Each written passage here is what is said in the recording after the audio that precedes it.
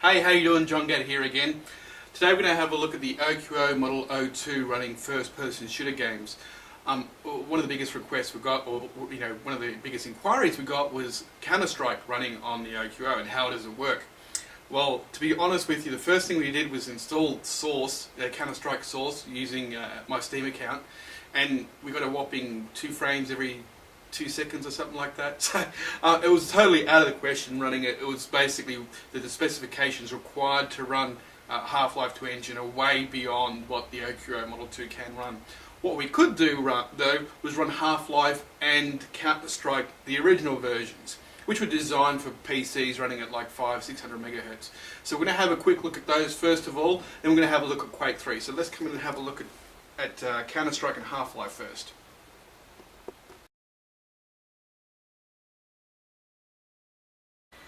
As we can see from the system's properties here, the CPU, the C7M ULV processor is actually running at 1.5 gigahertz. We've got a gig of RAM in here as well, but it's also using shared memory with the VX700 single chip solution, which utilises the Unichrome Pro IGP graphics core. So we'll just close that. The specifications are more than enough to run a lot of the older first-person shoot-'em-up games. We'll have a quick look at what are we going to look at first. We'll look at Half-Life first.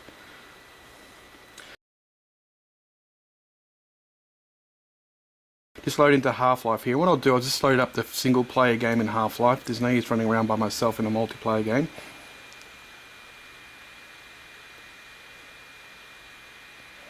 Right, we'll just load a game which I've already started. I did play around for a while on it. And what one will we load up? You'll go to this one here. Top one.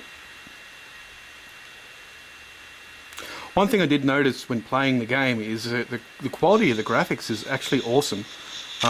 You can move, as you can see, using a single key thumb on the keyboard is really easy and fast to move around. You look up and down with the mouse. Now that it's blown open my door, I can get through here. Loading into the next section. Okay, I need to go get my my crowbar to be able to kill that guy. Dash through there. It's scary. I remember what I have to do. As you can see, our crowbar's down there.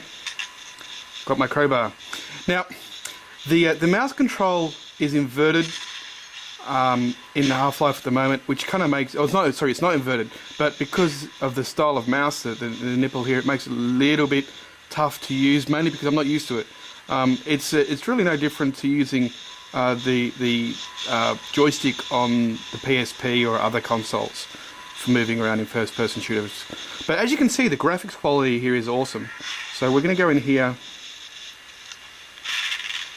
and, oops, won't hit the escape key. We'll kill our little guy there with my crowbar. So I really do have to get used to the controls. I actually inverted the mouse in some of the games before. It made it a lot easier to control and see around. And I also had to slow down the mouse speed a lot as well because I found it was too fast and too twitchy for normal gameplay. So that's Half-Life. Anyway, the original Half-Life, it looks beautiful. It's running at 640 by 480, but considering the size of the screen, it looks clean, crisp, and definitely better than most of the other consoles I've seen out there as far as graphics quality is concerned. So we'll exit the game here, and we'll load up Counter-Strike.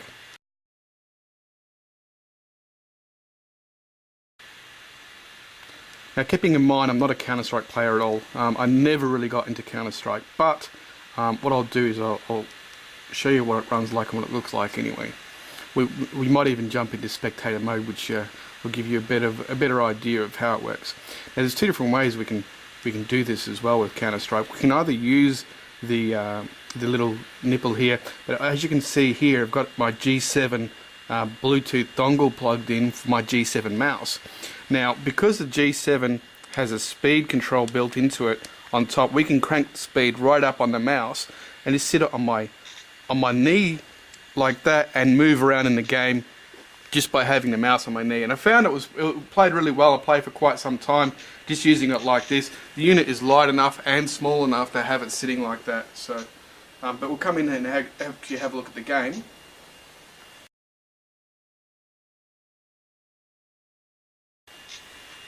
we'll click on Find Server. There's a server with 6 players in it there. We'll click connect to that. Loading into server again. Again, we're playing at 640 by 480. Fortunately, it doesn't support the widescreen resolution that the OQO has. But there will be, there's going to be other models of PCs coming out based on the same hardware with different configurations, including flip-top ones which will have a slightly bigger keyboard and a slightly bigger screen, and touchscreen ones, etc. So we're going to have a look at the different interfaces as we come around. So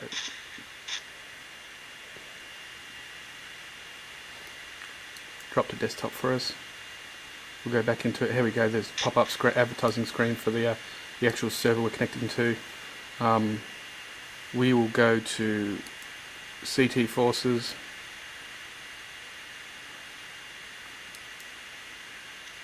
Right, we're in spectator mode at the moment, so the game wouldn't allow me to go in there. But as you can see, it plays quite smooth on the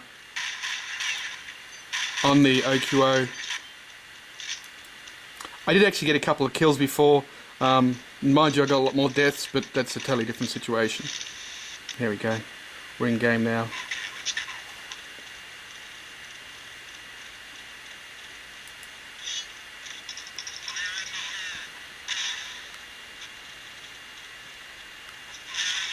Let's go see how quickly I can die.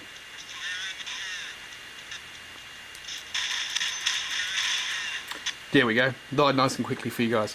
So anyway, that's Counter-Strike on the OQO. It's more than accessible, more than playable. Matter of getting used to the mouse controls if you do want to use the actual controls on it, or you can actually plug in a separate mouse like I showed you.